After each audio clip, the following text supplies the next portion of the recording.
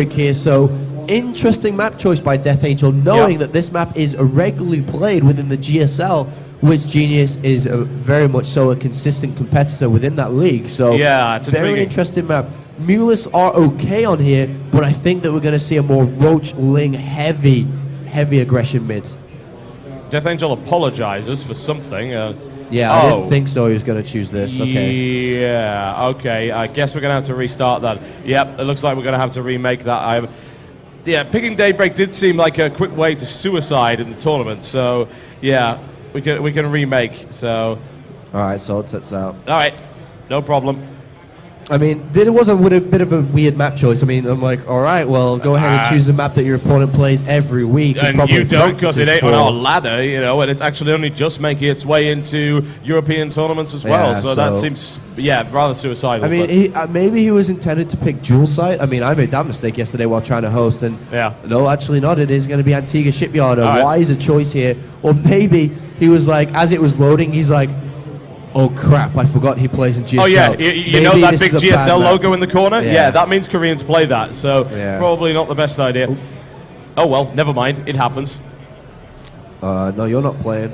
Yep, Genius versus TotalBiscuit. That might be even shorter than Genius versus DeathAngel. So let's go into this then. So Antigua Shipyard, nice map. This is the version without the gold in the middle. Remember, this is the GSL version. Also, GSL version is only cross-position. The mistake that Nari was most notable for knowing, or not knowing, should I say. Yes, Nari was very particular. In fact, I think the only player that I know is more particular about map choice has got to be Morrow, who, of course, makes them. So, you know, he kind of knows. I ran into a custom game called Micro Tournament, which you have played, and then first, hang on a second, the author name is Morrow.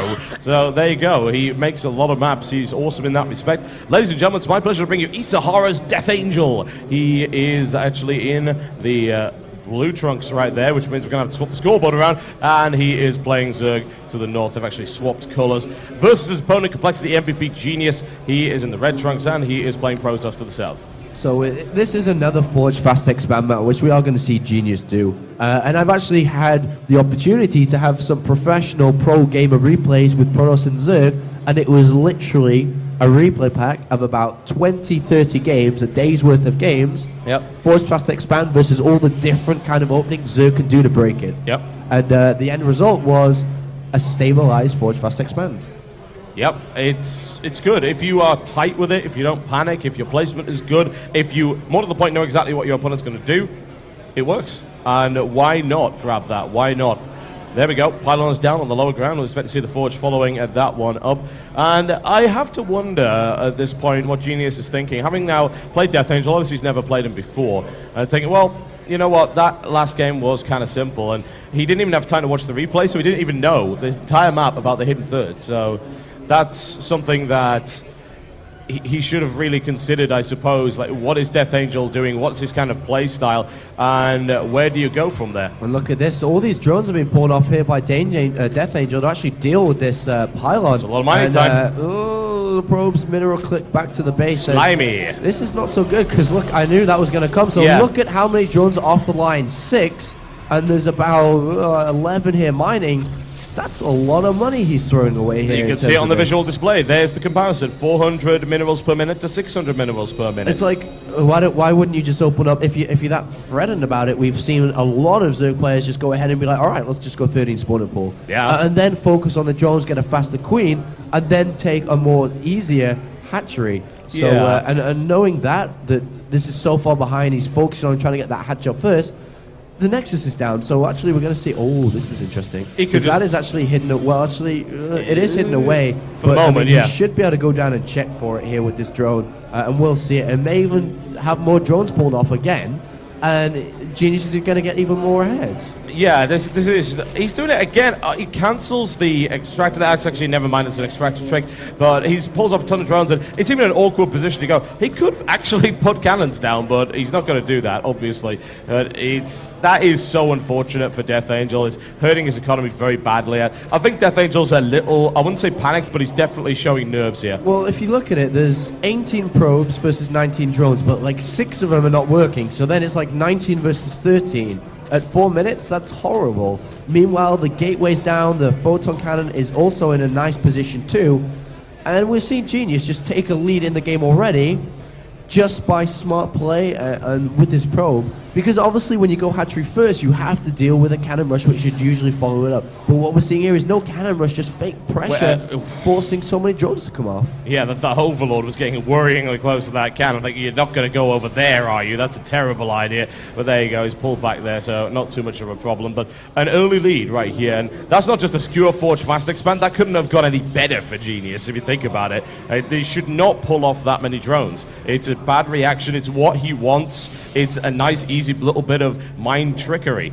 And are we going to see +1 start anytime soon? It doesn't look like we are going to. Maybe we're going to see a Stargate come out once again. He has the gas to do so right now. Obviously needs to wait till the 7X core finishes, but we'll have to follow how that does work right now. And meanwhile, over in the base of DeathAngel, oh, that's an incredibly fast layer here. Second gas taken really fast also.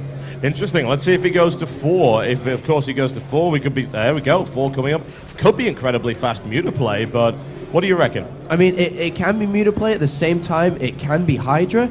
We've seen a lot of Nidus worms outside the front of the base, inside the base. It can be a creep highway in the center of the map as well. We've seen Idra use that a lot of the time. So these are the options that DeathAngel is currently looking at. And meanwhile, in the base of Genius, do we have a Stargate going down? No, we do not. We actually... yes, we do. Oh, yes, we do. It is there, sorry. Yep. So a Stargate is going to be coming down. And if he does decide to go Hydra and a Nidus Worm, the Nidus Worm may not actually get off inside the main, but it could very easily go outside the front door. And if you go Stargate, it's like almost an automatic loss, because there's nothing you can actually deal with it if you have like a Void Ray and a couple of Phoenixes. So there goes the layer completion. And what is he going to do here? And it's a Spire. It is a Spire. Interesting choice here. It's an interesting choice because the Void Ray is going to get shut down almost immediately. Yep. But the backup of Phoenixes very easily chrono boosted out with additional gateway units as well. We could be looking at a very similar scenario to what we saw last game. Yeah, I mean, it seems almost like a refinement of DeathAngel's build the last time, because this is... The idea was, well, okay, if my opponent goes the same way, then if I get the Spire out earlier, I can gain air superiority very rapidly. The problem is Spire takes so long to build that even if you do gain a bit, I have to wonder just how useful that is. Now, the Void Ray cleans up an Overlord, which is causing a supply block in the back there as well, and is going to cause a few issues for DeathAngel because it's going to stunt his economy somewhat, and then the Spire will come out. So does Genius go straight for the main and spot the Spire? If he does, see that Void Ray is under threat, because a pop-up of Mutalisk could easily clean that up. You may be able to get a queen or two, though, before they do go down, which is obviously great. But there's the additional 3 gateways coming down, and obviously dependent on what the units in the air now scout, and if it looks like it's going to be very, very similar. And yeah, he doesn't see the Spire. Yeah, taking a few too many hits on that, and there is the Phoenix going in and seeing like, oh, Spire again. Yep. And we should be seeing chrono boosted out Phoenix immediately from this Stargate. Actually doesn't have, well, he does have a lot of chrono boost actually, so should be chrono boosting them out. And there it is. There's +1 armor, +1 attack for the Phoenixes as well. This is going to be tough, and we know that Phoenixes are very, very good against Mutalisk in small numbers. Obviously, when Mutalisk get too high up, then it's a lot more dangerous. But right now, in small numbers, these Phoenixes, if chrono boosted out and plus the upgrade, this may be tough. We're talking about an extremely micro-intensive unit, especially against large forces of mutas. You have to control so well, otherwise they will be immediately annihilated by the Mutalisk force. That takes a lot of time away and a lot of actions per minute away from actually macroing and building and doing everything else, which is why it's fine initially to gain air superiority with Phoenixes. But what we're seeing here is just not singly, I guess, only 2 Corruptors being made, and that's it. That's it, and just drones. So he's actually drawn up very heavily right now. So this is super interesting, forcing his opponent to go down a certain way by showing the Spire, only building a couple of Corruptors, and he could very easily tech to something else right now. He is also getting +1 attack, which is a questionable decision for the air, but at the same time, he's also getting melee, and we could just go into a regular game from here, and now Genius is forced down, +1 attack for his air, forced down a lot of Phoenixes, and there are the mutas coming out now, so we actually are going to see these mutas, so this is going to be weird.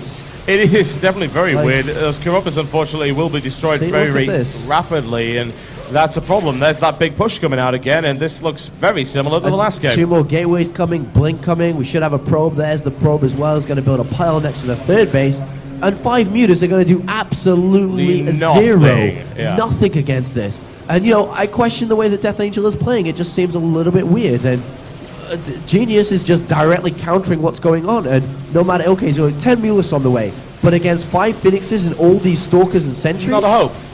It's not going to happen. It's, especially with +1. It's absolutely not going to happen. The Phoenixes will tear through that. 10 more Mutas, as I say, taking it up to a total of 15. He's going to have to get a massive number, to the point where he's going to have to sacrifice the third, I think, even to get any more than that. He's also been supply blocked, so he can't build any more if he wanted to. And if he goes in with all of that, he's got nothing on the ground. Absolutely nothing other than Queens. So I really do wonder what he's up to. And look at these Phoenixes going to, do so much. He's got to be careful, though, control them a little bit better than that, but they do so much damage. Look at the damage of the Mulus already. Yeah, it tears it to pieces. There's a double cancel right there. The aggressive pylon. He doesn't have to worry. He's already taken the third out. It was absolute massacre over here. There's no resistance really being put in.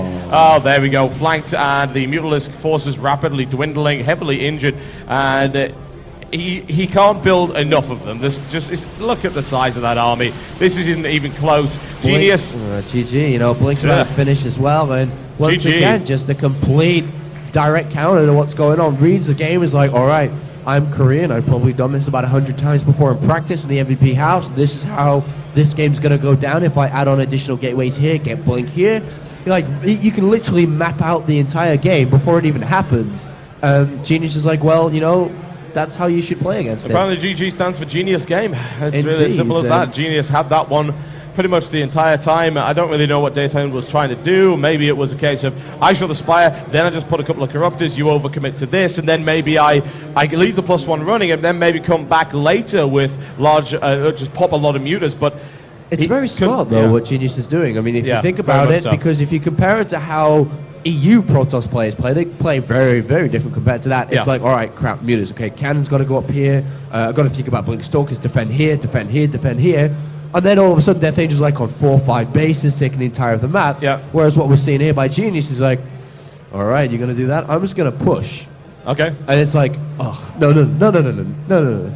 Stay back. A good strategy, really, which is just go freaking kill him. And that worked out very well from there. A disappointing display there by DeathAngel, considering that we've seen some good results in this tournament from him so far. That also means that Genius is back in the fighting, and DeathAngel is most likely out now as a result of that game. We'll keep you posted on the results as we go through. Our next game is probably Genius versus Sarens. So we are going to follow Genius around for his next game. And Sarens, you know, he's won his first game. He's actually currently 1-0 down versus Cyplo. So Cyplo playing so well versus Sarens currently. So we're going to have to wait, though, until Sarens finishes against Cyplo before we do go into that next game. Yes, we will. And that's scheduled to start at the top of the hour, but obviously there's no way that we can predict that. We will keep you posted as best we can. Remember, there are 2 other streams going on. We've got Artosis and TLO. If you want some analysis, there's plenty of that. Wow, that's probably one of the most analytical casts you're ever going to get. So head on over to that one. Head on over to it's Dreamhack SC2 for that one, I believe. Check out the front page team link for that. And there's, of course, Day 9 TV. Day 9 and Mr. Bitter on the main stage in the Dream Arena Extreme. In the meantime, we'll be going to a music break, and we'll be back with the next game.